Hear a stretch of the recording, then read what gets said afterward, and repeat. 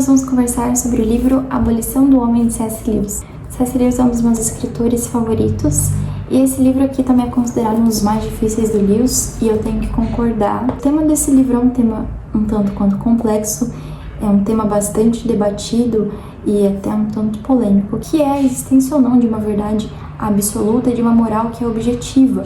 Ou realmente o relativismo, essa ideia de que cada um tem a sua verdade, a sua moral é uma crença válida. Então é um tema um tanto complexo e esse livro é um livro bem curto, tem cerca de 70 e poucas páginas e o resto é só apêndice e notas finais. Então eu fui com os olhos meio, livro curtinho pra ler e tal, e me lasquei, né, galera? É um livro que eu vou precisar fazer uma releitura. Dá pra entender a ideia geral, dá pra pegar muita coisa boa, mas muita coisa se perde também. E eu confesso que eu só consegui, absorver mais porque eu já tinha lido Cristianismo Puro e Simples, que é inclusive um dos meus livros favoritos da vida. Nesse livro aqui, o Lewis vai falar muito sobre o cristianismo, né? Mas ele vai falar muito sobre o que ele fala em Abolição do Homem, que é a questão da moral objetiva. No Cristianismo Puro e Simples, ele vai defender que essa moral objetiva, que vai nos dar essa ideia, esse senso do que é o certo, do que é o errado, que vai guiar as nossas condutas, as nossas ações, ele vai defender que essa moral vem de Deus, o Deus cristão. Então, em Cristianismo Puro e Simples, ele vai fazer muito mais uma defesa do cristianismo como uma religião verdadeira. E para isso ele precisa demonstrar que existe de fato uma verdade e que o autor dessa verdade, dessa moral que é colocada no coração do homem é Deus. Em Abolição do Homem, ele não vai fazer isso. Então, em Cristianismo Puro e Simples, ele vai falar muito da moral, mas ele vai utilizar essa moral como uma forma de demonstrar a existência de Deus e o cristianismo como uma religião verdadeira. Em Abolição do Homem, ele vai defender pura e simplesmente a existência de uma moral objetiva e não a existência da moral cristã que vem de Deus. Porque o que é atacado o tempo todo não é nem a moral cristã, mas simplesmente a existência de uma moral objetiva, de uma verdade absoluta. Esse livro aqui ele foi publicado em 1943, quase 100 anos atrás, e mesmo assim esse continua sendo um tema muito atual, e tem trechos aqui desse livro que são muito atuais mesmo, que dá até medo, porque essa verdade absoluta vai cada vez mais sendo destruída. E a tese principal do livro de Lewis é que se a gente abolir essa verdade absoluta e essa moral objetiva, a gente vai acabar no fim na abolição do próprio homem. Bom, esse livro tem somente 3 capítulos e o primeiro capítulo é muito interessante porque quando ele fala um pouco sobre a questão da existência de uma moral e quando a gente pensa nessa questão, tenho certeza que você já ouviu essa frase: não existe verdade absoluta. E essa frase é uma verdade absoluta? Porque se ela for, então existe. E se ela não for, então também existe, né? Então, não faz sentido, é uma frase que não faz sentido. E quando a gente pensa nessa questão, a gente tende a dizer que não existe uma verdade absoluta quando a gente se depara com uma opinião, uma crença contrária à nossa. Então, por exemplo, se eu acredito em Deus e você não acredita, não tem como nós dois estarmos certos, porque é completamente lógico, ou Deus existe ou ele não existe. O que a gente faz é criar essa ideia de que ele existe pra mim e não existe pra você, essa é minha verdade, tá tudo bem. Porque a gente não quer aceitar que talvez estejamos errados e precisemos mudar as nossas crenças. Então, a gente colocou essa ideia de verdade relativa, subjetiva, para que a gente consiga ficar melhor com as nossas crenças, com as nossas ações. Só que não é bem assim. Então, a mesma coisa acontece com religião. E esse é um assunto muito mais complicado, porque a religião se trata da fé das pessoas, aquilo que elas acreditam e dão a vida por isso. Mas se eu acredito em uma religião e você acredita em outra, essas religiões têm crenças diversas, ou uma tá certa e a outra tá errada, ou as duas estão erradas. Não tem como as duas estarem certas. Isso não é uma questão relativa, que depende de cada um. Existe uma verdade objetiva e absoluta, porque senão tudo são simplesmente opiniões e sentimentos. Essa é a minha verdade, é o meu sentimento, e não é bem assim que funciona. Há um fato, há uma verdade, e é isso que Deus defende nesse livro.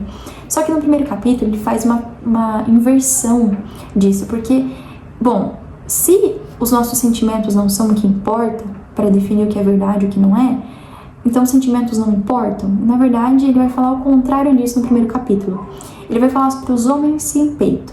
E para começar, ele vai falar de uma questão muito interessante, que é a educação.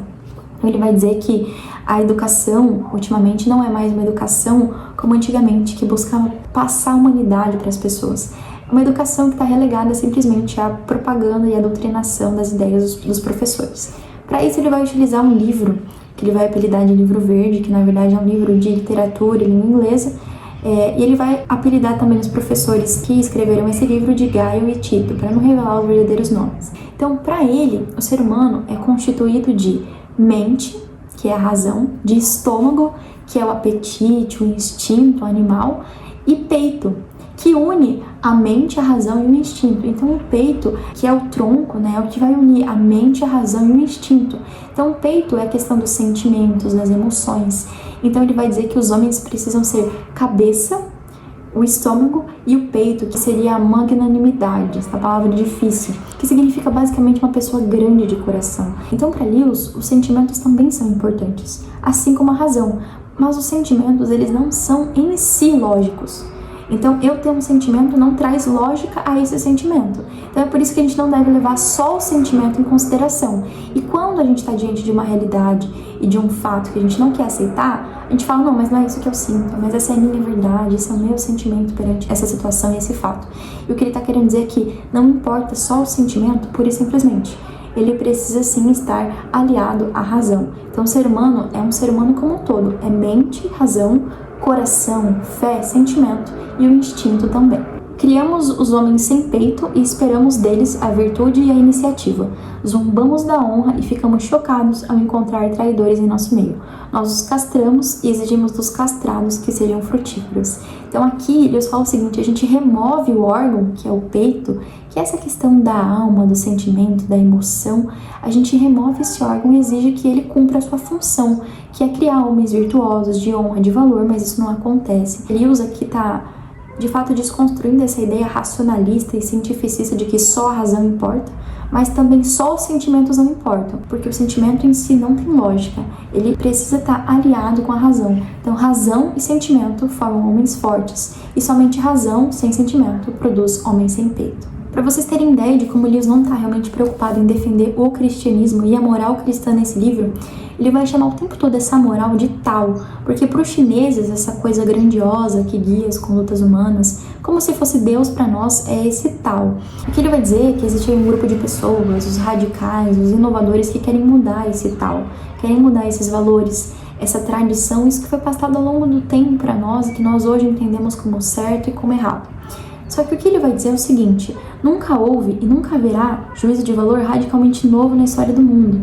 Então, na verdade, tudo aquilo que nós temos entendimento do que é certo e o que é errado, e até as pessoas que querem mudar essa ideia do que é certo e o que é errado, elas não estão construindo algo completamente novo a partir do zero, porque tudo que nós somos, e essa é a tese do Lewis, tudo que nós somos e cremos, acreditamos, existe há muito tempo, sempre existiu e sempre vai existir porque é uma verdade objetiva, é uma moral que guia a conduta humana que sempre existiu e sempre vai existir. Não tem como pensar na criação de uma nova sociedade, porque até esses novos valores que a gente vai criar partem dos valores que nós já temos dentro de nós. Não é que não possa haver um avanço moral, só que esse avanço ele é legítimo se ele for a partir de pessoas que estão dentro desse tal, ou seja, pessoas que acreditam que exista um valor moral e objetivo.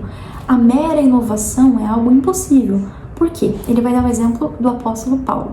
Paulo era um fariseu, um judeu, uma pessoa que seguia à risca a lei de Moisés. E aí, depois que ele foi convertido, que ele se encontrou com Cristo, ele percebeu que essa lei era guardada de forma equivocada. Então as pessoas, os fariseus, estavam muito preocupados com a letra da lei e se esqueciam, por exemplo, do amor ao próximo. O próprio Jesus Cristo, ele dizia que ele não veio revogar a lei e os profetas, ou seja, ele não veio abolir a lei de Deus, mas cumprir essa lei, cumprir da forma correta. E o que as pessoas estavam fazendo era cumprindo a lei da forma incorreta. Ou seja, o exemplo de Deus aqui com Paulo é que é possível haver um avanço moral, um avanço desses valores, só que ele só pode ser feito por pessoas que acreditam que ele exista. Então Paulo, de certa forma, quando ele olhava a letra da lei, ele tentava mostrar para as pessoas que era importante amar o próximo, que a fé em Jesus era importante e não só praticar a lei simplesmente por praticar a lei. Então sim, esse avanço moral ele é possível se ele for feito de forma legítima, orgânica e não de forma forçada, como é tentado, por exemplo, hoje em dia. Ou seja, uma pessoa que não acredita nem que há de fato uma moral objetiva, um valor objetivo que deve ter seguido por todo mundo, como que essa pessoa que nem acredita na existência de um valor quer de certa forma mudar esse valor e dizer o que seria melhor para uma ou para outra pessoa ou para a humanidade como um todo? Então não é possível fazer isso por pessoas que nem acreditam que esse valor moral e objetivo existe de fato. Se o tal cair, ou seja, se toda essa ideia de que há uma moralidade objetiva cair, todas as suas próprias concepções de valor cairão com ele, então não vai sobrar nada.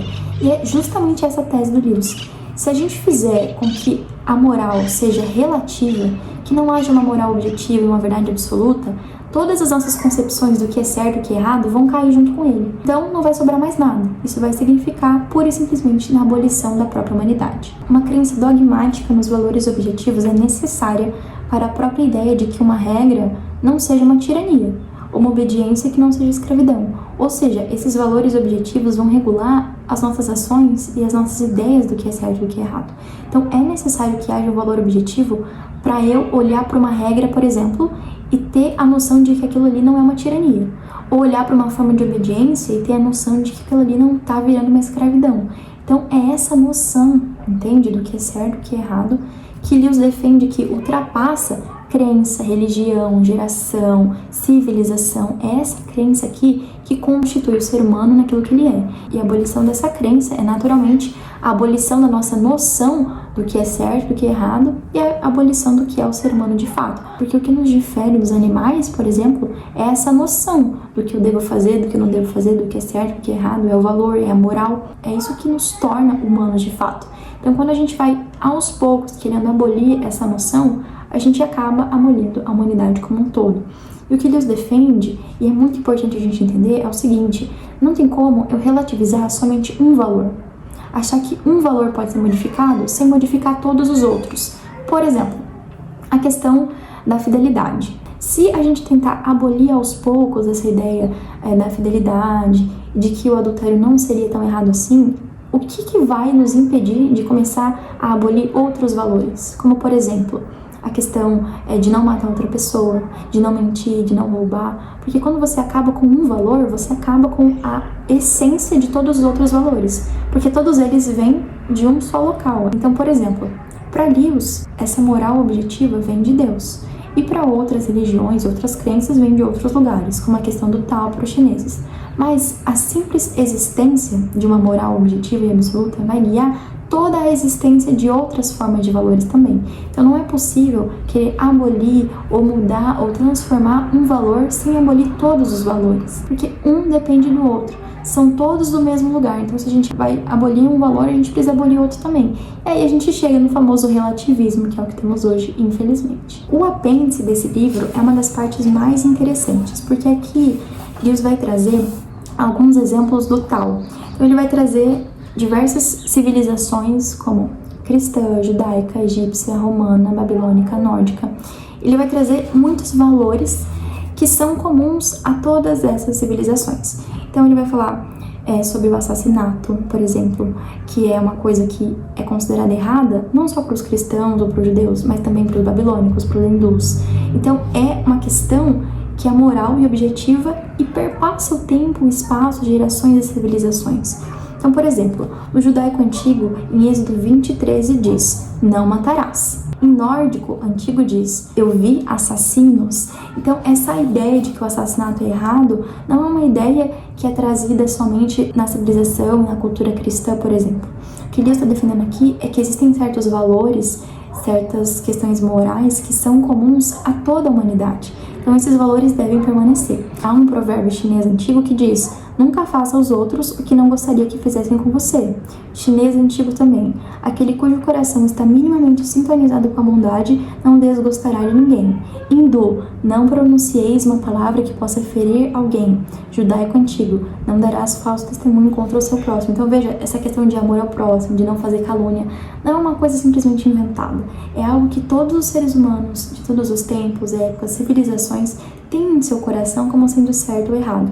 Então aqui Deus vai trazer nesse apêndice muitas frases, muitos provérbios que são comuns, que trazem diversos valores que são comuns a todas as civilizações. Não importa o tempo, o espaço, nada disso. Então a defesa desse livro, e por que ele é tão importante, é que existem certos valores e a questão da moral que perpassa o tempo, o espaço, a geração, são valores que devem ser mantidos, não importa quanto tempo passe, não importa a geração que venha, que vá, esses valores devem continuar, devem permanecer, porque é isso que torna a humanidade o que ela é. Então, esse livro aqui é muito bom para que a gente entenda que certas ideias que são tão difundidas, por exemplo, a questão do relativismo, são ideias que podem estar acabando com a nossa própria humanidade, com a nossa própria noção do que é ser um ser humano. Esse livro é extremamente importante, principalmente para a atualidade, em que nós temos essa ideia de que os valores não são tão importantes, e cada um faz o que quiser, que não existe mais certo e errado, porque afinal de contas, o que é o ser humano, se não essa junção, como fala Lewis, da cabeça, da razão, com o instinto também, o estômago, o apetite, mas também o coração, os sentimentos, a fé, os valores, a honra. Então essa noção de que nós podemos abolir aos poucos os valores morais e a moral objetiva vai produzir o que ele vai falar lá no primeiro capítulo, que são os homens sem peito. Então a gente tira da humanidade a ideia de que existe um valor, que existe uma verdade, que existe uma moral, que existe uma honra, que existe uma virtude. Depois a gente quer que as pessoas sejam honradas e virtuosas. Quando a gente for tentar abolir esses valores, a gente vai acabar abolindo o próprio homem. Viva a literatura e viva C.S. Lewis!